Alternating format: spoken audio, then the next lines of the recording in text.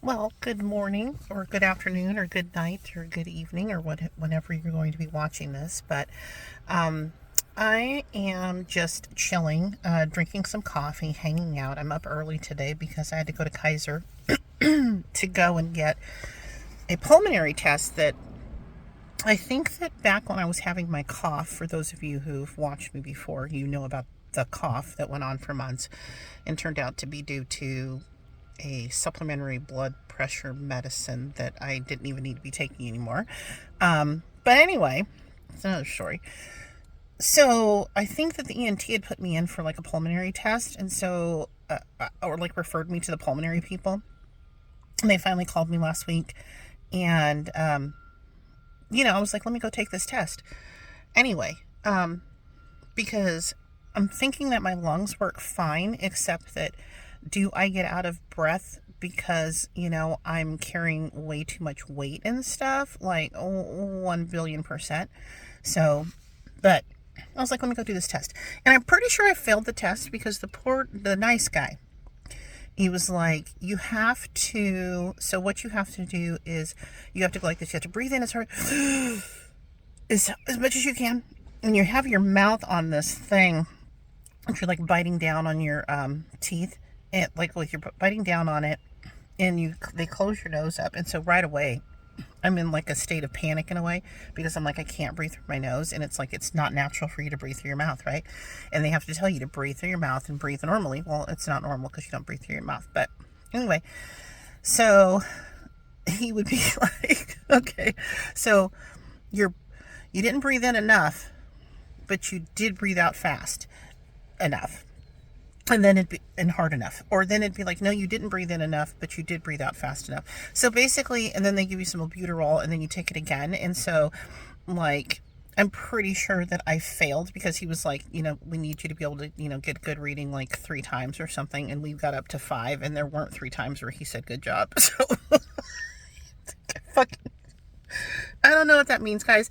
It's not funny to have like a lung problem or anything, but I'm pretty sure I failed my lung test. And stand by because I'll let you guys know for sure, because I'm sure you'll be dying to know if I failed the lung test. But anyway, I think I'm going to talk about like multiple things, and then I'll just put chapters, because most definitely, like, well, first of all, who's going to watch or listen? Who knows? I have no idea. Excuse me, like 2 or 3 of you. And then, but I'm going to talk about like different stuff. So I think I'll put some chapters on this bad boy and say, like, if you came here to hear me talk about this, then go to, of course, that's what chapters mean. If you came here to hear me talk about this particular thing, go to this minute in the video. There's a train passing. Anyway, so let's start with what I was just listening to, which was The Watch, which is a podcast on the Ringerverse podcast network, which I absolutely love because I listen to them, Andy Greenwald and Chris Ryan on The Watch, and I listen to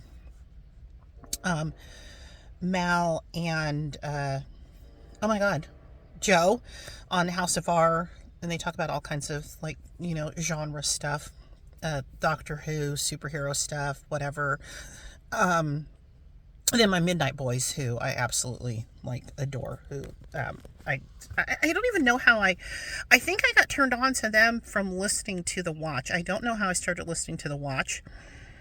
I just lucked out on that I found them, but I started listening to them, and they were talking about the Midnight Boys one time, and then I was like, who are these Midnight Boys? And then I went and found them, so they're freaking hilarious. If you watch any kind of like superhero, Marvel, any kind of superhero stuff like that, please go find the Midnight Boys wherever you listen to podcasts, because they're freaking hilarious, and I love Mel and Joe. They're terrific. So anyway, I was listening to them on The Watch, and they were talking about multiple things, but one of the things they were talking about is Top Chef, because they usually do talk about Top Chef eventually. And so they were talking about something that is interesting to me, and I'm wondering how other people feel about this, because this season, when we got to Last Chance Kitchen, there was already this guy in there named Sue, who they said he's the however many chefs they have. He's the 14th chef or whatever. Basically, the idea is supposed to be, from what I understand, kind of, is that, and I don't know if they said this or not, or if I'm just making this assumption, that like, here you have all these people who tried out for Top Chef, and then Sue came in like 14th, so he didn't make the cut for the show. So, but what would be hard to believe about this is that he's like been, this is obviously, I'm going to say there's spoilers, but he's been a freaking assassin on the show. So it would be very difficult to believe that he came in last out of all those people that are cooking on the show now, because he's definitely cooking better than people that are on the show. So I don't know how I feel about that, because I guess like they were wondering on the watch, like, did they do this on purpose? Like, did they put him on here like knowing he was gonna like just roll through the competition or whatever? So I don't know how I feel about it. Also, when Last Chance Kitchen started, the guy who went out first wasn't even on there, and they didn't say anything about it. And I can't remember in past seasons. I watch Last Chance Kitchen every season, and I have to go back and look, because what I can't remember is, when they start Last Chance Kitchen, do they have the person who, the first eliminated person, or do they, like, does that person not even get another go? Because I literally was like Googling it to see like if there was some sort of reason that he wasn't on there or something, but I couldn't find anything. And then I think I read somewhere where somebody, it might have been on Reddit or something, where somebody said, yeah, they don't usually have the person who's eliminated first. But anyway, I don't know. I felt like it was just kind of weird when you come in and then here's this guy, Sue. So it doesn't feel like a true Last Chance Kitchen, because it's not just the people who were there getting a last chance. They already have this guy Sue in there who's cooking his ass off. So I don't know how I feel about it. Like, I like Sue, and you know, because he's doing like amazingly, but I just can't imagine that he wouldn't have been good enough to get on the show versus some people like, let's say, Alicia, who pissed me off last week because she said that it came up, they were talking about astrological signs. Oh, because this last episode they had to do it's obviously, it's in Wisconsin, and they were talking about Frank Lloyd Wright, because they were at the, like, looking at all this architecture and stuff that he'd done, and they had to do a meal based on the kind of duality that you see in Frank Lloyd Wright's architecture. And they said when his birthday was, and then she was like, oh, he's a Gemini. I always hate Geminis or something. And then her partner in a, what do you call that? Oh my God. Foreboding.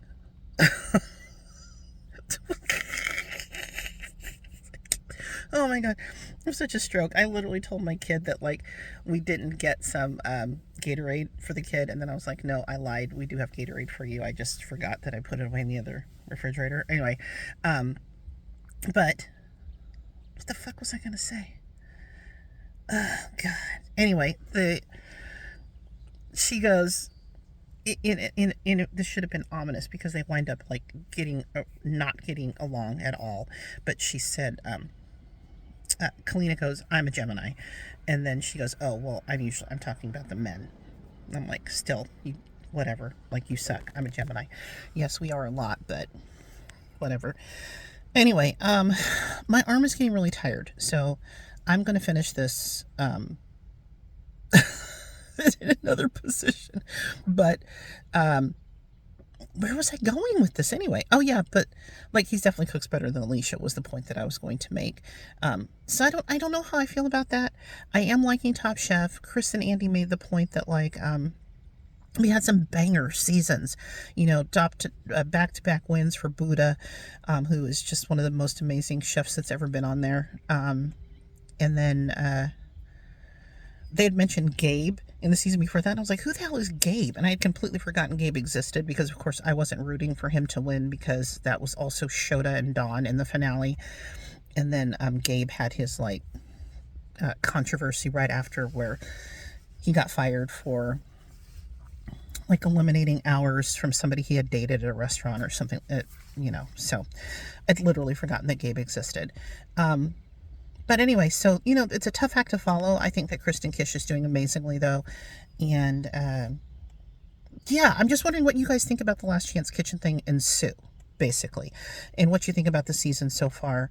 I'm trying to think. Let me think for a second about people. I'm going to go back and look at everybody and see who I have as front runners. Obviously Rossica, because Rossica's killing it, and I love Rossica. But she's straight. She's just completely killing it, and I love her. I did love the bromance this week with Manny and Kevin. They were hilarious. And oh God, Danielle, the barbecue lady, love her. Love that Charlie's still there. Glad that they both had immunity this past week. God, what's the other girl's name? I'm going to have to go look it up. Who I like. I really like the guy who's got the, oh my God, I forgot what the name of it, but he has the disease that he talked about. I really like him and the girl he was paired up with. I think they were freaking adorable together. And, that's the people that are jumping to mind right now that are standing out for me as far as who I like and who I'm rooting for.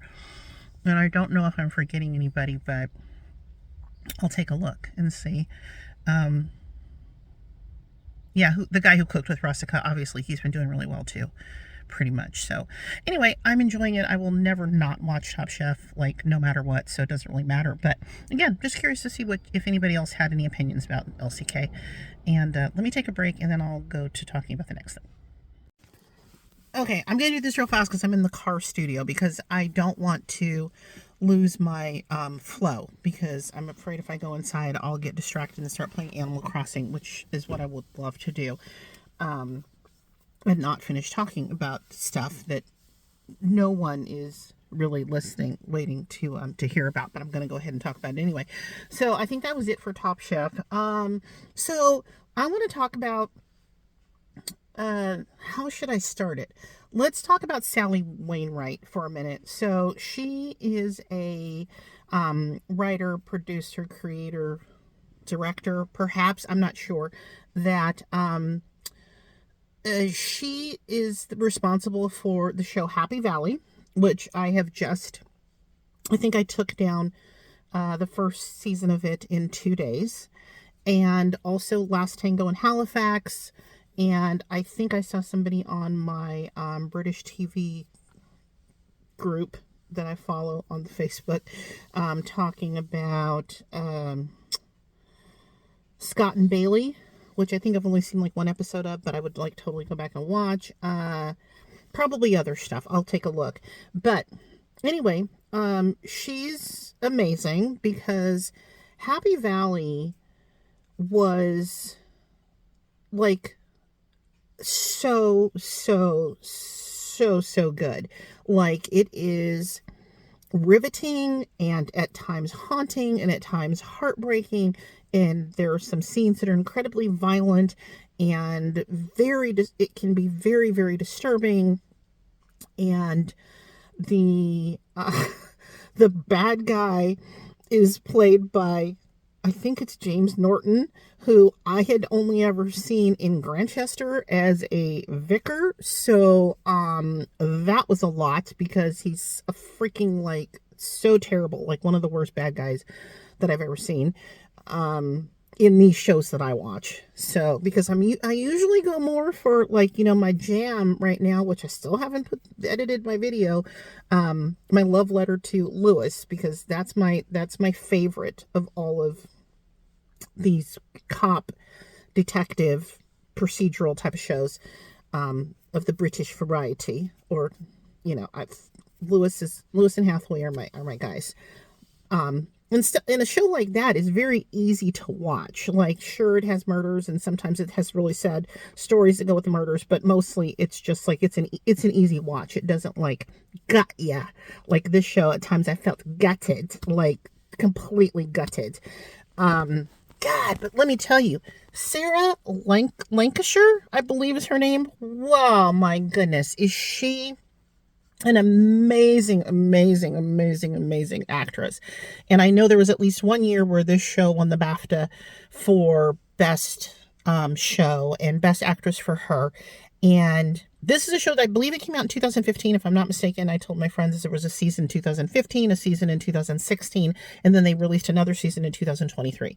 So I've only watched the 2015 season. It's 6 episodes, and oh my God, it's so good. So she's a cop, and what I like about it is that she's a sergeant, but she's in uniform. So she's down in like, she's handling like day-to-day stuff like cops have to handle, but then also there's a season long situation that's going on that she's dealing with. But so it shows her dealing with all of that, and also her family life. She's got a grandson she's raising because her daughter died when she was very young, like right after having this baby, and she lives with her sister who, oh my God, like I didn't even recognize. I was like, who is this lady? I've seen her before. And she played Miss O'Brien, I think is her name, on Downton Abbey. And oh my God, these characters could not be more different. Like, it's so crazy what she looks like and how she is in Downton versus how she is here. Bananas. It literally could have never placed her had I not looked her up. So anyway, I don't want to give any spoilers on the show, except to say that like it's not an easy watch, and it is, as someone said on one of my groups, like they loved it but they would not watch it again. And that's how I feel about that, because Lewis is like a show that like I literally will wait a little bit and I would totally start all over again and watch all 9 seasons of Lewis once we finish, and we're on season 9. I'm so sad. But anyway, it's so good. It's so good. And again, I can't say enough how good Sarah Lancashire is in that. And then that brings us to, I posted about it on my group, and then somebody was talking about Sally Wainwright and how she'd done Last Tango in Halifax and had written the role for Sarah in Happy Valley because of how amazing she was on Last Tango in Halifax. Now, Last Tango in Halifax, I started way back when it first came on, like PBS, and years ago. I'll have to go look up. And I remember watching it and I remember enjoying it, but then, oh yeah, because it was like 2012, and there was a lot going on in 2012 for me. And so I think I like started it. Oh no, wait. Yeah. So yeah, because that can be, okay. So I think I watched an episode, maybe even 2 episodes, and I was like, I like the show, but I'm just, life got in the way, right? So now, and then she was like, the person who reminded me about the existence of the show mentioned Nicola Walker. And I was like, oh my God, the 2 of them in this show sign me up, because I've talked about Nicola on this channel, because I've talked about Unforgotten. I don't know that I ever talked about River, which is a show that I watched, which was a crazy, intense 1-season ride with Stellan Skarsgård, the older Skarsgård dad, as a detective.